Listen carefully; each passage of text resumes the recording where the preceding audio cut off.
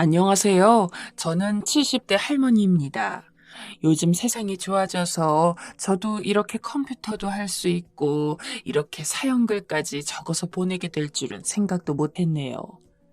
유튜브를 듣다 보면 어릴 때 듣던 라디오가 생각나요. 저도 어릴 때 손편지를 써서 라디오에 사연을 보내서 제 이야기가 나올 때 그렇게 기뻤는데 그때의 감정으로 이렇게 글을 적어보네요. 남편과는 24살의 나이에 결혼했어요. 아이들 2명을 키우는 게 유일한 삶의 낙이었죠. 그런데 남편에게는 고약한 버릇이 있었어요. 바로 술을 마시면 그렇게 행패를 부리는 것이었죠. 가끔 저에게 손찌검까지 하기도 하고 원하지 않는 부부관계를 강요했는데 그때마다 혼자 방구석에서 얼마나 눈물을 흘렸는지 모릅니다. 남편이 너무 무섭고 이렇게 사는 게 맞나 싶었어요. 지금 젊은 사람들은 상상도 하지 못하겠지만 예전에는 저처럼 남편에게 맞고 사는 불쌍한 사람들도 많았죠. 이혼을 고민하지 않았던 것은 아닙니다. 하지만 남편의 가부장적인 모습에도 참고 살아야만 하는 것이 그 당시 사회에서 요구하는 여자의 역할이었어요. 또 이혼이라는 걸 하게 되면 누구의 잘못이 중요한 게 아니라 무조건 여자가 내조를 잘못했다는 식으로 치부되던 시절이었습니다. 그래서 어쩔 수 없이 아이 2명만 바라보며 힘든 시절을 버텨야만 했어요. 젊은 시절에 이렇게 바보같이 살았던 것은 그래도 남편이 사업을 하면서 크게 돈을 번다는 것 때문이었죠. 저에게는 못해줘도 자식놈들 2명은 남부럽지 않게 키울 수 있었으니까요. 못난 어미로서 자식들만 행복하고 탈 없이 자라준다면야 그저 바랄 것이 없었습니다. 그렇게 참고 살았었죠. 큰아이가 초등학교 1학년 때 일입니다.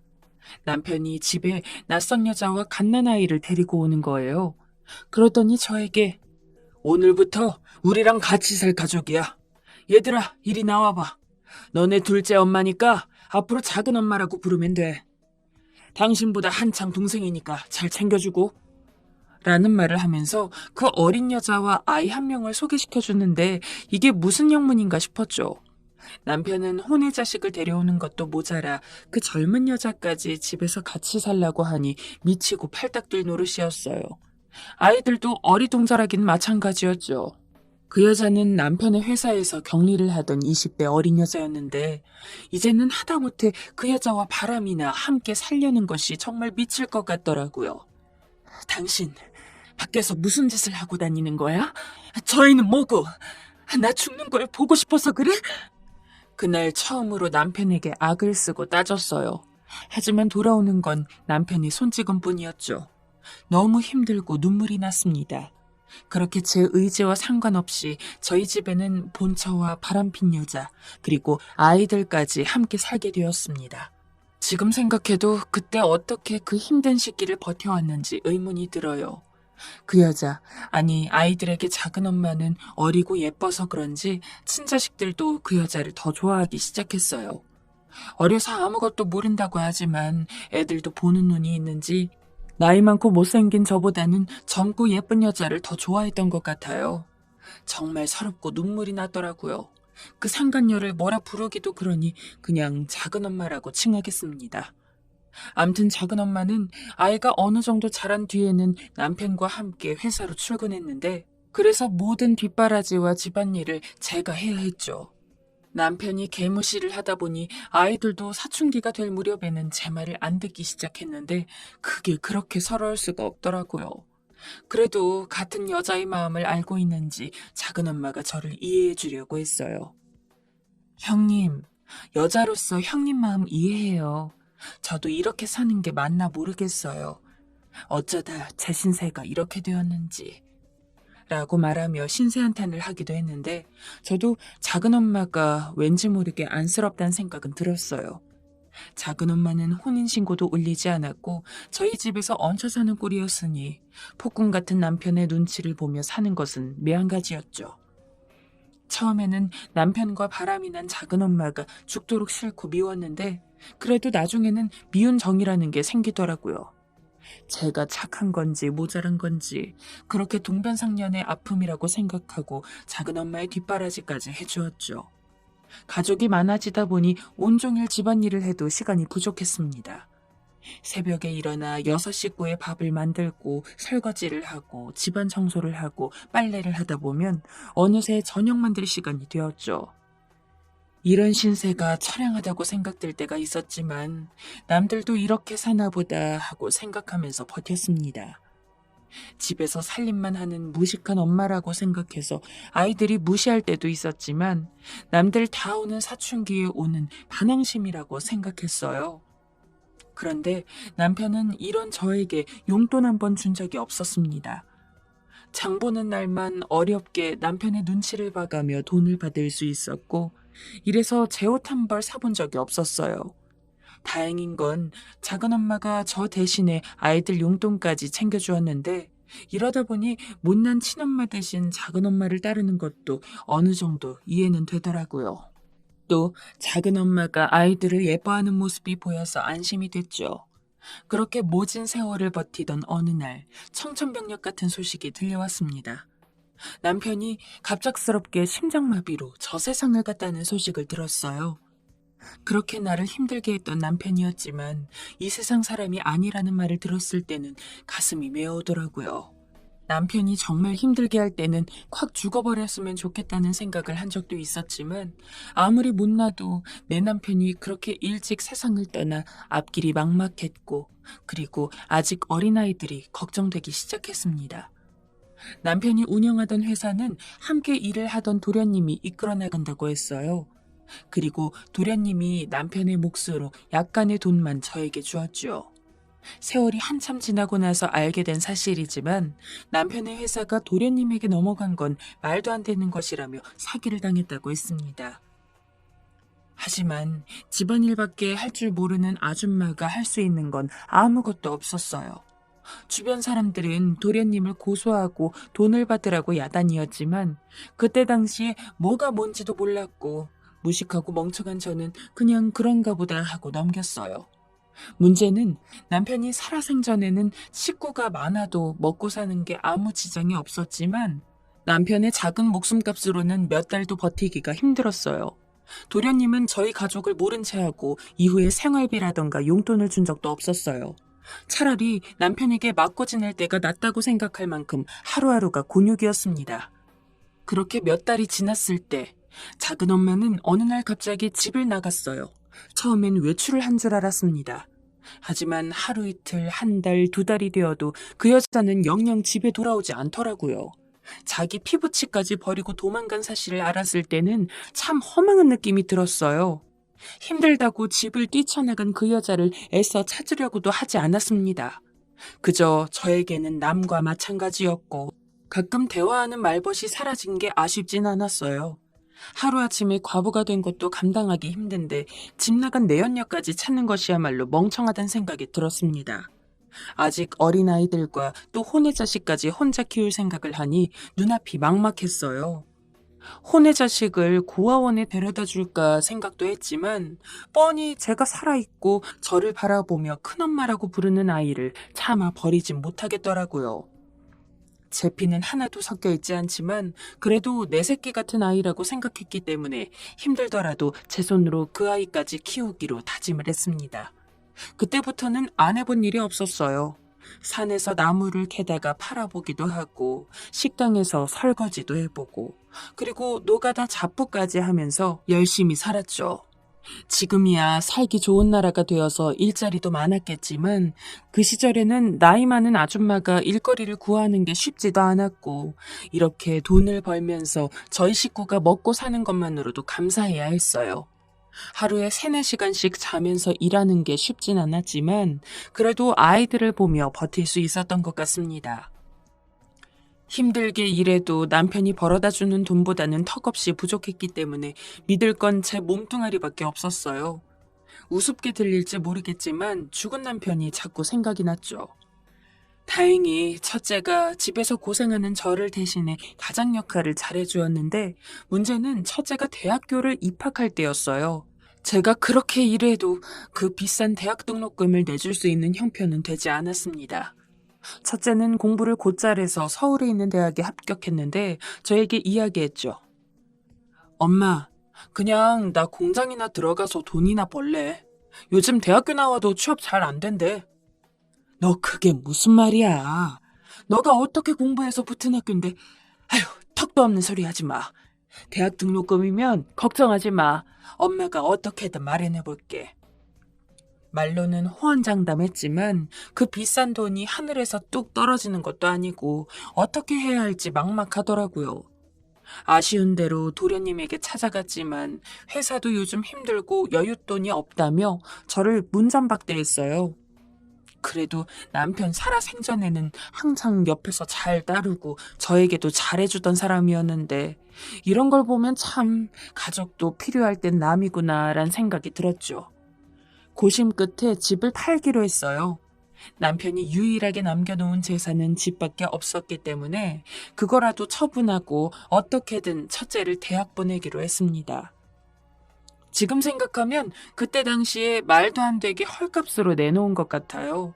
작은 집으로 이사를 하고 첫째의 대학비를 마련했어요. 그리고 2년 뒤에 둘째도 대학교를 들어갔는데 집을 판 돈으로 해결할 수 있었죠.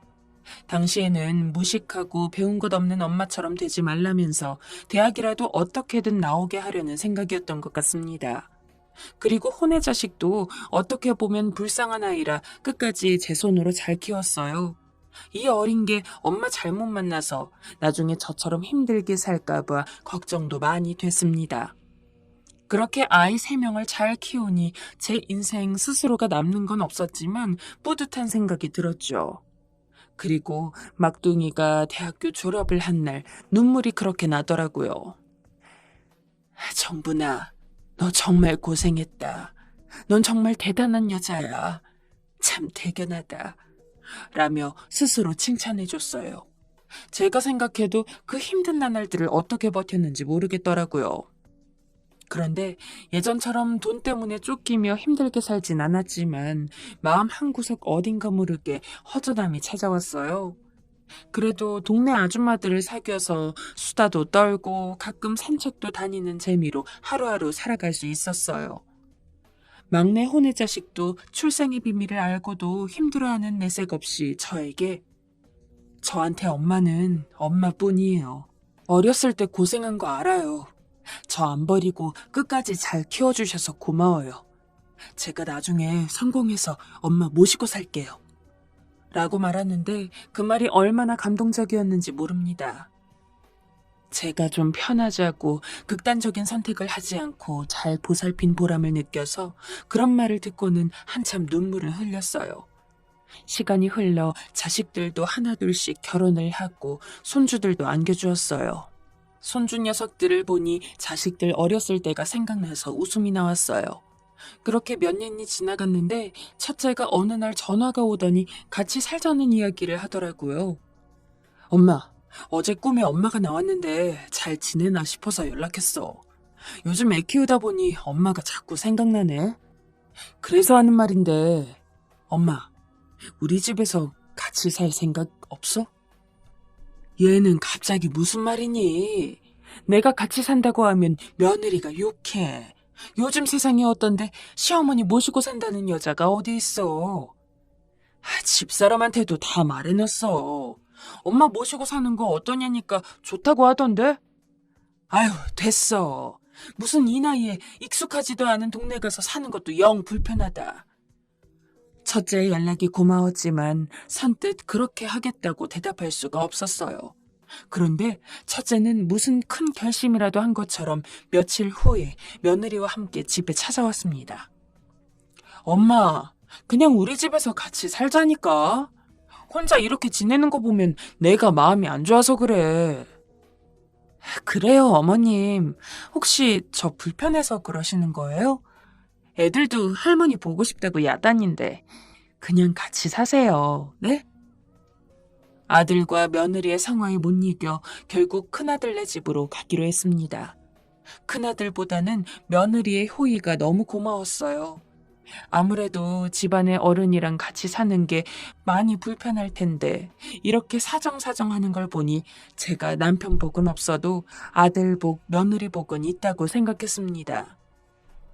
혼자 사는 것이 적적하다는 생각은 들었는데 막상 오래된 집을 떠날 생각을 하니 어딘가 모르게 마음 한구석이 허전하더라고요. 집을 급하게 내놓았는데 운이 좋게도 바로 계약한다는 사람이 있어서 생각보다 빨리 큰아들의 집으로 들어갈 수 있었습니다. 첫째가 회사를 쉬면서 이사하는 걸 도와줬고 엄마 모시고 살아서 너무 좋다는 말을 들으니 뿌듯했어요. 짐을 정리하며 오래된 물건들은 다 정리하려고 했는데 손때 묻은 물건들을 버리기란 쉽지 않더라고요. 오랫동안 써온 가전제품이며 생활용품을 모두 버렸어요. 뭐 좀 챙겨가려면 큰놈이 버리라고 야단이어서 어쩔 수가 없었죠. 그리고 창고 깊숙이 놓여져 있었던 오래된 박스 하나를 발견했어요. 아마도 이곳으로 이사 오면서 집이 좁아 창고에 넣어둔 상자인 것 같았어요. 색이 다 바래질 만큼 오래된 박스였는데 열어보니 그 박스에 있었던 건 죽은 남편의 일기장이었습니다. 그걸 보니 예전 생각이 많이 나더라고요. 그리고 창고에 쭈그려 앉아 한 장씩 읽기 시작했어요. 죽기 전에는 그렇게 원망스럽고 미웠던 남편인데 그걸 보니 옛날 추억이 떠오르더라고요. 저와 만난 날부터 결혼하기 전날의 일, 아이가 처음 태어났을 때 일까지 모두 적어놓았더라고요. 이렇게 세심한 사람이었구나 라는 생각에 눈물이 났어요. 그리고 이사가 마무리되자 보자기에 싸서 품속에 꼭 안고 아들 집으로 갔습니다. 그리고 아들 집에 도착해서 짐 정리가 어느 정도 되자 다시 일기장을 펴보았어요. 오늘 뒷마당 대나무 밑에 금을 묻었다. 이것은 나의 마지막 자존심이자 우리 가족의 미래일 것이다. 그리고 이제 더는 김만덕을 친동생이라고 여기지 않을 것이다. 라는 내용이었고 남편은 그때 당시에 도련님과 심하게 다툰 듯한 내용이 적혀 있었어요. 그걸 보니 머리를 한 대 얻어맞은 듯한 느낌이 들었습니다. 일기장에는 정확히 어떤 일이 있었다는 걸 적진 않았지만 남편이 아무에게도 말하지 않은 고충이 있었다는 걸 알게 되었습니다. 첫째를 불러서 일기장을 보여줬어요. 첫째도 일기장을 보더니 입을 다물지 못했습니다. 엄마, 그런데 아빠 생전에 그렇게 여유가 있었어? 무슨 금을 사서 땅에 묻으셨다는 거지? 그러게. 너네 아빠가 참 별종이긴 했어도 그렇게 나도 몰래 그럴 줄은 몰랐네. 그런데 그 집 다른 사람들이 살고 있을 텐데 어떡하지? 몰래 가서 파볼 수도 없잖아. 남편이 금을 땅에 묻어두었다는 사실은 알았어도 막상 집을 처분한 지 20년도 넘었기에 찾을 수 있는 방법이 없다고 생각했습니다. 얼마가 됐는지도 모르고 그 사이에 집주인이 땅을 팠거나 재건축이라도 했었으면 사실 말짱 도루묵이었습니다. 혹시나 몰라 다음날 큰아들과 그 집으로 찾아갔어요. 걱정 반, 설렘 반의 마음으로 찾아갔는데 수십 년에 살던 그 모습 그대로더라고요. 그 집에서 고생했던 젊은 시절을 생각하니 만감이 교차했어요. 어린 시절 아이들이 뛰어놀던 마당, 그리고 집 나간 내연녀가 들어온 날, 집을 급하게 처분하고 첫째 대학 보냈던 일이 생각나더라고요. 떨리는 마음으로 초인종을 눌렀습니다. 어떤 할아버지가 나오셨는데 시간이 오래 지나도 누군지 알 수 있었어요. 급하게 집을 처분할 때 왜 이런 집을 이렇게 싸게 내놓냐고 물어보시던 그 할아버지였어요. 인상이 굉장히 선하셨고 저희 집의 딱한 사정을 알고 이사하고 아이들 짜장면이라도 먹이라면서 10,000원짜리 몇 장을 쥐어주신 할아버지였기에 기억이 났습니다. 안녕하셨어요? 저 기억하세요? 저의 인사에 인상을 찌푸리며 저를 살피더니 기억한다고 여긴 어쩐 일이냐고 반갑게 맞아주셨어요. 원래는 할머니도 같이 이사를 오셨는데 3년 전에 세상을 떠났다고 하시더라고요. 그러면서 여긴 어쩐 일로 왔냐고 묻길래 저는 어떻게 대답해야 하나 속으로 고민을 했죠. 그러자 첫째가 옆에서 사실 제가 어렸을 때 뒷마당에 장난감을 묻어놨었거든요. 요즘 자면서 이 집에 살던 꿈을 자주 꿔요. 어릴 때 동생들이랑 마당에서 곤충도 잡고 그랬었는데 가끔 생각나기도 해요. 이제 남의 집이라 들어오진 못해도 그때 시절 추억하면서 그 장난감이라도 가지고 가고 싶어서 이렇게 염치 없이 찾아왔습니다. 라고 말을 하는 거예요. 영업지가 아니랄까봐 어찌나 말재주가 좋은지 첫째의 임기응변에 저도 모르게 웃음이 나왔어요. 할아버지는 알겠다고 하고 삽까지 찾아다가 건네주면서 어디냐고 같이 찾아주겠다고 했는데 괜찮다고 저희끼리 찾겠다고 말씀을 드리니 알겠다는 말씀과 함께 집 안으로 들어가셨죠. 그런데 마당에는 대나무가 많이 있었기에 그 위치를 찾기가 쉽진 않았어요. 여기저기를 땀을 뻘뻘 흘리며 찾아봐도 도무지 보이지가 않았습니다. 2시간이라는 시간 동안 계속 삽질만 해대니 남편이 일기장에 거짓말을 한 건 아닐까 하는 생각도 들었어요. 중간에 할아버지가 나오셔서 찾았냐고 물어볼 때마다 가슴이 철렁 내려앉아 버릴 것 같았죠. 괜히 남의 집 마당만 여기저기 헤쳐놓는 것 같아서 죄송스러운 마음도 들고요. 얼마나 시간이 흘렀을까요? 마지막 남은 한 곳을 파기 시작했는데 뭔가 걸리는 소리가 들렸어요. 남편이 일기장에 적어놓은 상자를 드디어 발견한 것이었습니다. 너무 기쁜 마음이었지만 혹시나 할아버지가 알게 될까봐 숨을 죽이고 삽질을 하기 시작했어요. 형체가 점점 드러나기 시작하자 기쁜 마음과 설레는 마음을 감출 수가 없었습니다. 커다란 괴짝이 땅 깊숙이 들어있었고 무게도 꽤 나가서 아들 차까지 나르는 데에도 고생을 했어요. 삽질을 하느라 망가진 마당 정원을 다시 원상복귀시키고 할아버지에게 인사를 부랴부랴 드린 후 남편의 보물상자를 들고 집으로 와서 열어보았는데 눈부시게 반짝이는 금괴들이 들어있는 걸 보고 아들과 서로 부둥켜 안고 눈물을 흘렸습니다. 죽은 남편은 아무도 모르게 1kg짜리 금괴를 20개나 땅속에 몰래 묻어놓았던 것이었죠. 언제 샀는지도 몰랐고 왜 그것을 묻어놓았는지 영문은 알 수 없었지만 마른 하늘에 돈벼락이 떨어졌다는 기분이 들었어요. 금 시세를 잘 몰랐지만 그것의 값어치가 꽤나 될 것이라는 건 알 수가 있었죠.